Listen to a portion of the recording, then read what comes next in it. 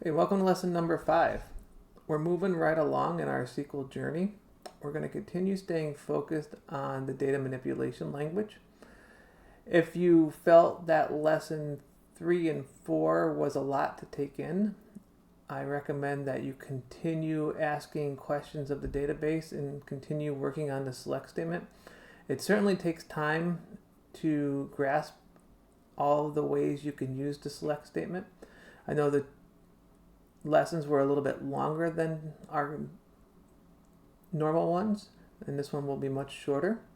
We will look at a new component of the language. We're going to work with the insert statement, and this is how we add records to our database tables. We do this directly in a database on occurrence. Typically our applications and such would be adding records, but once in a while we might have to write an insert statement to add data into our tables. So we're going to work with something simple, just one of the easier tables, just for this example. Essentially, we don't want to have to do anything too complex, but you'll get the concept and then you'll be able to utilize it in the future. So what we're going to do is we're going to go ahead and add a new actor into our database. So if we look across here, that'll be one of the easiest ones. We could do a new category too, but we're going to work with one of the easier ones because we don't really need any foreign key values to look up. But just keep that in mind. If you're adding a record into a table that has a foreign key, you have to actually put a value in those foreign keys that actually exists in its primary table. So please keep that in mind. So actor doesn't actually have any foreign keys. They're just the primary key plus the fields. And you'll notice they're all required. So we have to provide them. So we're going to go ahead and create an insert statement for the actor table.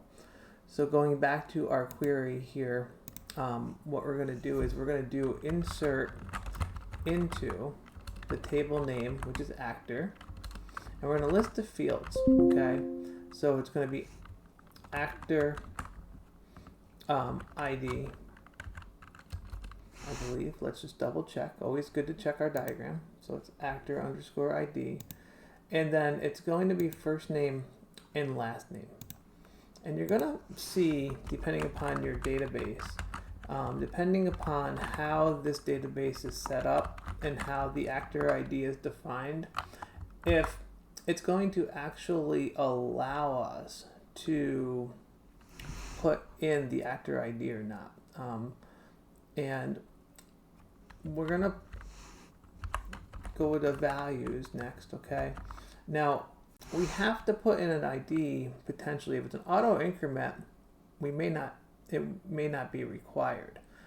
So like if it's an identity column or an auto increment column, and our diagram doesn't tell us that it is here, and if I look at index, nothing here tells me for sure. So we're going to assume it's required and that we need to know its value. So we're going to not put one there yet, but we're going to put in myself, Todd, and my last name, Wolfe, as the values. But before we can run that statement, let's find the current max actor ID. So we use that SQL function max actor ID from actor. Okay, let's run that and find out what our current max is. Our current max is 200. So our next one would be 201. That would be safe to use. Okay. So if I use 200, it's going to yell at me and tell me I'm, trying to use a value that already exists on a primary key value. All right. Well, let's see if it lets me put in 201. And if it's not an auto incrementing type field, this should work fine. And we ran the command, and it worked perfectly okay. So now if I was to run my select statement, you're going to see that the max is now 201. Okay.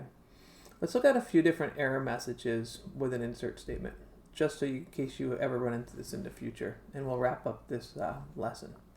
So let's run that one more time. We know the data is already there. We can also confirm it. Always confirm your data. So let's confirm that it actually looks right. So we see that we want our where clause and actor ID equals 201. So let's just make sure that's my record. And there it is. That's me. Okay. Now let's run that again. See what happens. We get an error. Duplicate entry for key actor primary. It tells me I'm trying to put 201 in there again. Problem, right? So we don't want to do that. Let's add a 202. Let's add my uncle John Wolfe. But let's take out a column accidentally up here. Let's do actor ID away. All right. So let's first name, last name. Let's leave the actor ID here, and let's put in John and Wolfe and hit execute. Column count doesn't match value count at row 1, which that tells me is the column count, there's 2. The value count, there's 3. All right, problem, right? Doesn't like that, okay? So let's fix that. Let's go back. Let's take it out of here now, and let's run it again. Column count doesn't match value count at row 1. All right. Again, it gives me the same error message. It doesn't tell me which one is wrong, right? The same error message in both cases, so I have to double check. Oh, I'm missing my actor ID. That's a problem, right? Let's put 201 back there.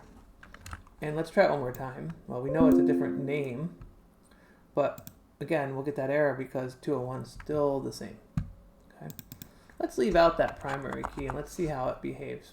Let's just verify that's not an auto increment number. And it works. It worked. So either MySQL is set to be an auto increment as the data type, so it should automatically have made John Wolfe 202 now. Let's confirm that. And look, it did. Okay. So if your primary key field is an auto increment, you don't have to include it. Any field that is required, not nullable, has to be included. So let's just see if we can add another one. But let's add just the first name. And let's see one more error message and we'll wrap this up. And last name does not have a default value. Okay, so it's angry because we left it out. All right. So we're unable to put that record in. So that concludes our insert statement. Oh, actually, before we wrap up, let's do it one more. Let's do one more. So sometimes you might come across this. Let's go back to our original structure there.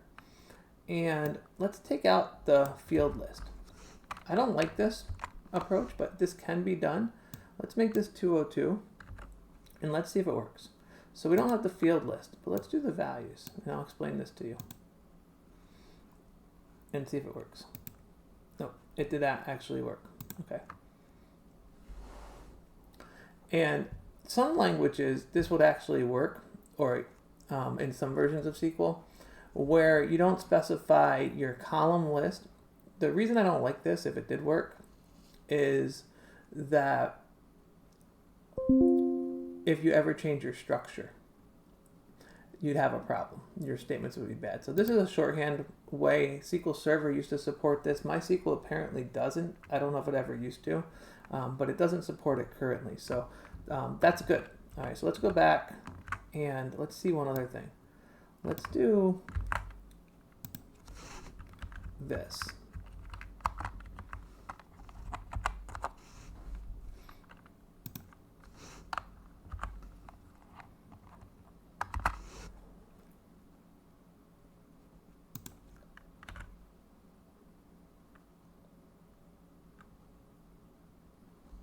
Okay. All right. I was just checking because I also saw a way, there was a time where you could run multiple at a time, and that no longer looks like it works from our editor either. So again, so the accurate insert statement is going to look like this. Insert into our table name, our columns, and we need to have our actor ID there if we're going to put it in our value list, and there with the semicolon. And we could do it one more time, and we can do John Doe this time, and do it one more time. All right, and that fails because again 202 we've used. So if we wanted to put a third record in, we could do 203. All right, no harm. We will clean these records up in our next tutorial.